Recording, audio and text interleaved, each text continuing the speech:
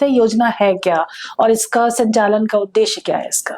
जो 6 महीने से कम इस क्षेत्र में काम कर रहे हो, कचरा बीनने का काम या फिर वेस्ट कलेक्शन या सॉर्टिंग का काम कर रहे हो, वो इसके पात्र हैं। इसके लाभ में सबसे पहले हम नमस्ते आईडी कार्ड दे रहे हैं, जिससे वेस्ट पिकर्स की एक पहचान बनेगी। नमस्ते योजना के जो भी लाभुक व्यक्ति हैं, उनका अपलिफ्टमेंट होगा तथा उनको एक सम्मानपूर्ण जीवन जीने का मौका मिलेगा। नमस्कार, पॉडकास्ट विद एलएसबी में आप सभी का बहुत बहुत स्वागत है।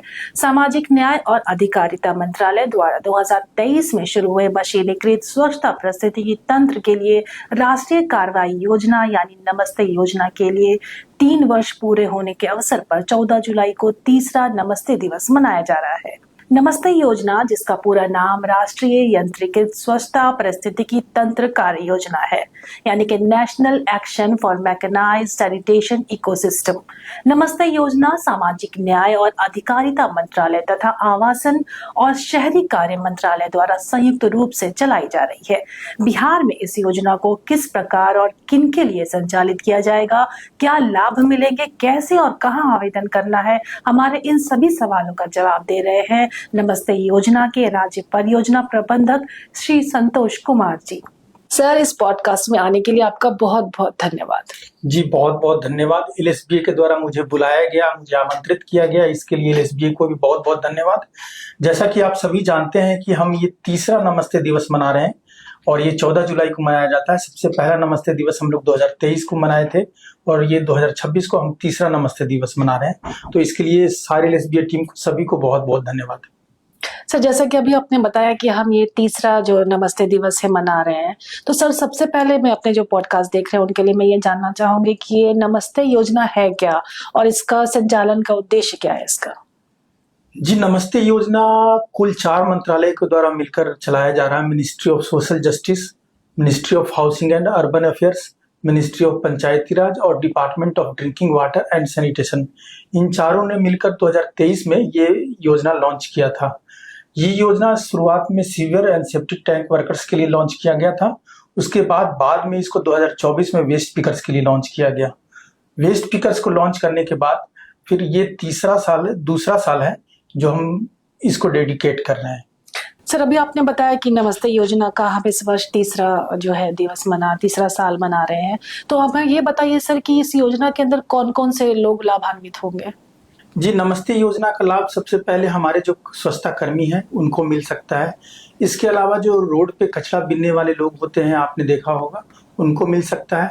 उसके अलावा जो कबाड़ी वाले हैं, जो वेस्ट कलेक्टर्स हैं, जो वेस्ट सॉर्टर्स हैं, एमआरएफ फैसिलिटी पे आपने देखा होगा वेस्ट सेग्रीगेट करते हैं, उनको ये लाभ मिल सकता है। और ये भी बता दीजिए कौन से नहीं इसमें एलिजिबल होंगे, अगर क्या कमी होगी, किस डॉक्यूमेंट उसको आप बता दीजिए सर। इसके अंदर जो कवर नहीं होंगे वो हैं जो स्ट्रीट स्वीपर्स होते हैं, जो रोड पे झाड़ू लगाने वाले होते हैं, वो इसके अंदर कवर नहीं होंगे। जिनकी उम्र 18 साल से कम उम्र है वो इसमें कवर नहीं होंगे।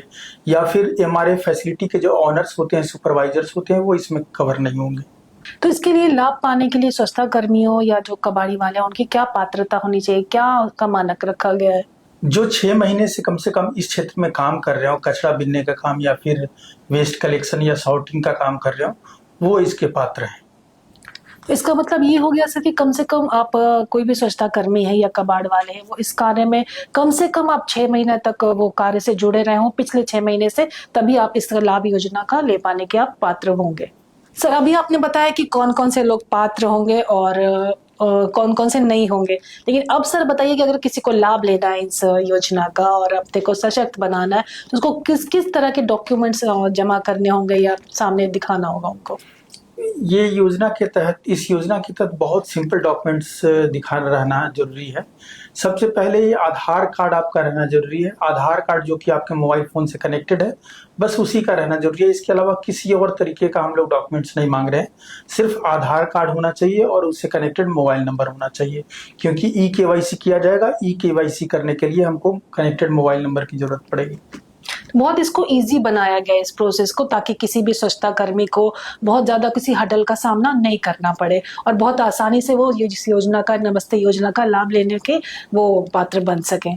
सर, अभी हम लोगों ने बात करी कि खास करके स्वच्छता कर्मी और रैक पिकर्स से, तो क्या टारगेट है सर खास करके ग्रामीण बिहार में, किन लोगों को चिन्हित किया जाएगा और किन किन लोगों तक पहुंचने का आप लोग को प्रयास करेंगे इस योजना के अंतर्गत? जैसा कि आप जानते हैं कि हमारे बिहार में कुल 38 जिले हैं। इन 38 जिलों में लाखों में वेस्ट पिकर्स हैं जो कचरा उठाने का काम कर रहे हैं। सबसे पहले हम एलएसबीए के अंदर हम देखते हैं कि जो हमारे स्वच्छता कर्मी हैं वो इसमें संलग्न है।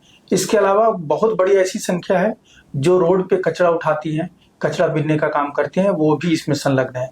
इसके अलावा जो हमारे फैसिलिटीज पे जो कचरा छांटने का काम करते हैं या फिर कचरा सेग्रीगेट करने का काम करते हैं या कचरा सॉर्ट करते हैं, वो भी इसमें शामिल है।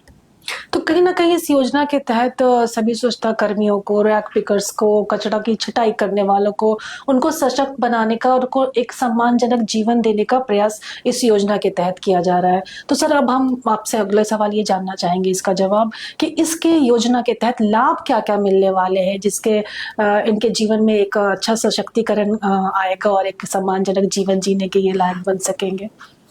जहां तक इसके लाभ का सवाल है, इसके लाभ में सबसे पहले हम नमस्ते आईडी कार्ड दे रहे हैं जिससे वेस्ट पिकर्स की एक पहचान बनेगी। इसके अलावा हम उनको पीपी किट भी दे रहे हैं। आप लोग जानते हैं कि वो हजार्डस सिचुएशन में काम करते हैं, तो इसके लिए हम लोग पीपी किट भी दे रहे हैं। पीपी किट देने के अलावा हम उनको आयुष्मान भारत कार्ड दे रहे हैं जिससे वो हेल्थ इंश्योरेंस का लाभ उठा सकेंगे। इसके अलावा उनको उनके बच्चों के लिए हम लोग छात्रवृत्ति योजना दे रहे हैं।